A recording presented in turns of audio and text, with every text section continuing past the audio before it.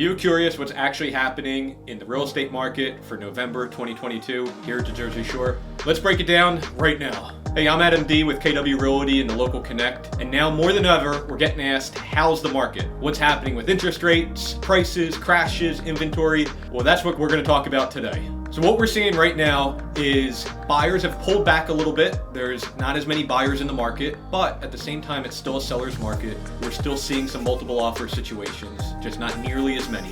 Inventory's down. There's fewer showings. Good news is just last week we saw the largest interest rate reduction in history. So rates actually went down last week, believe it or not. And from there, we're combating some of the headlines that we're seeing, in the news and the media right now. So I want to point out to you the exact numbers, what we're really seeing, what's going to happen next year with possible recessions or values going down, if they're going to stay the same. Stay tuned, and we're going to look at the numbers right now. So the big headline that we saw at the end of last week on November 10th and 11th, depending on when you're watching this video, was that mortgage rates saw the single biggest day drop. So very good news. We actually saw a reduction in interest rates last week.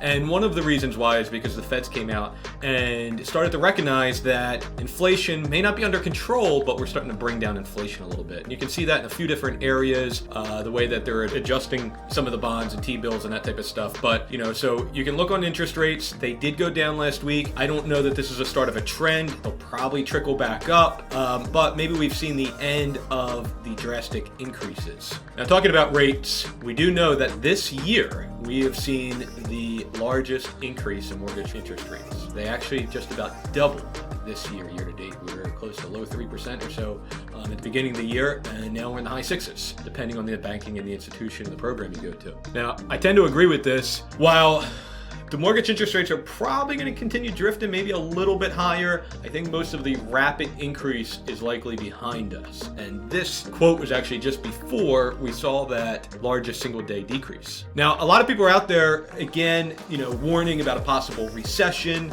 I don't know if a recession is actually going to happen or not, but what we're concerned about is real estate values. And a reminder here is that historically in recessions, not every time have we seen a drastic decrease in real estate values. In fact, only in 2 recessions have we saw a decrease in real estate or depreciation, and one of them really wasn't a big, depreciation. We all remember the most recent, 2008, we saw massive depreciation in real estate values, but that's just one time out of other recessions. Now, if we do see a recession, one of the good things that we'll see is that typically mortgage rates will come down. So if the Feds overcorrected and kind of brought the economy to a halt by increasing rates, well, they're going to have to do the exact opposite to get us out of the recession. They're going to decrease rates. So one of the things that I'm recommending to a lot of buyers right now is there's a difference between real estate values and cost, right? The value is, how much equity you have in your house or what the purchase price is, but costs are how much is your monthly payment going to be.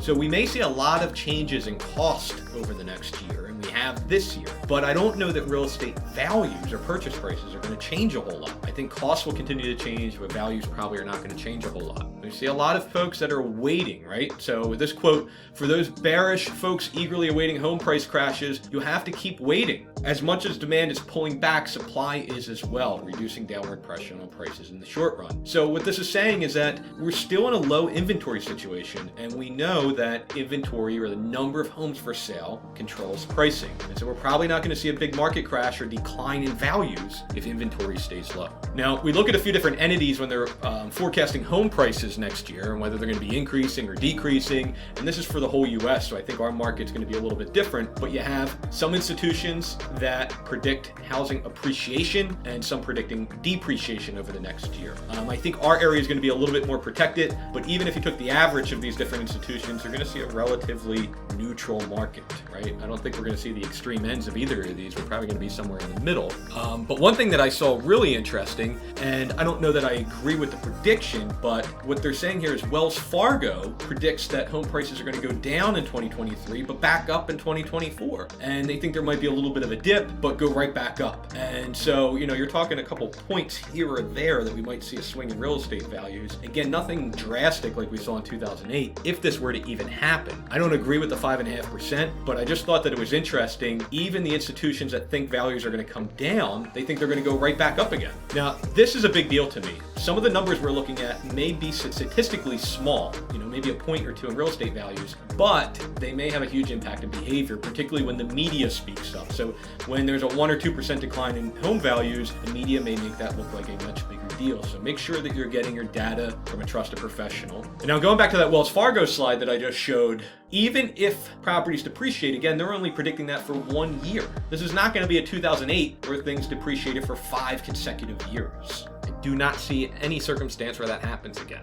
And the reason why, again, to beat the dead horse, is that home prices or values are controlled by inventory. And you've probably seen in the headlines that inventory's up, there's so many more houses for sale. Well, yes, that's true compared to extreme markets like the last year or two. So we have far more inventory than we did this time last year. But last year was an extreme, some of the lowest inventory we've ever seen. So if you see on the right here in red, we're still far below what we were in, let's call it, a normal market in 2019.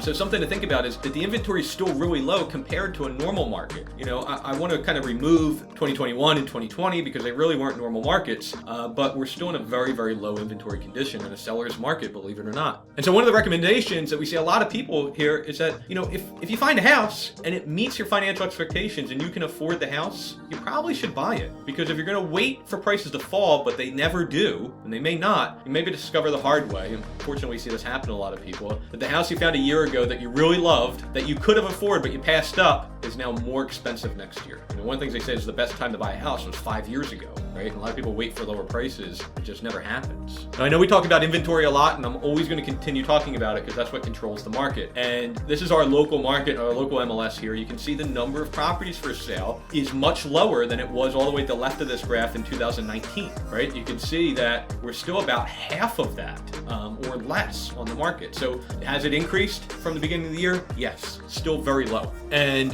this graph is showing showings, a number of buyers in New Jersey right now walking through the door to look at a house for sale, and it's comparing 2020, 2021, and 2022. The orange line at the bottom is this year, 2022, and we have fewer showings than we had in the last 2 extreme years. Still very good, but I don't know that we're ever going to see the number of people walking through the door again like we saw in 2020, which is extremely high. And I always reflect back to this graph because you can see certain holidays, particularly the COVID shutdown, we'll call it, March and April of 2020, you can see where there was, virtually no showings there. But right now, there still are very much buyers walking through the door, just not nearly as many as there were in the last 2 years. So if you're a seller right now, it's a great time to sell, but you will not be getting as many buyers as you did a year ago. So it's really important to make sure you price your home correctly because you may not have 20 buyers walk through in a weekend. You may only have a handful. So something to think about when you're pricing your house. And if you're a buyer, the same is true. You may not be competing with as many buyers, but it's still a seller's market. You just don't have to compete with it as many people. So you might be paying a higher interest rate, but you also may not have to go over asking price and beat out a bunch of other buyers. So just something to think about when you're thinking about strategy.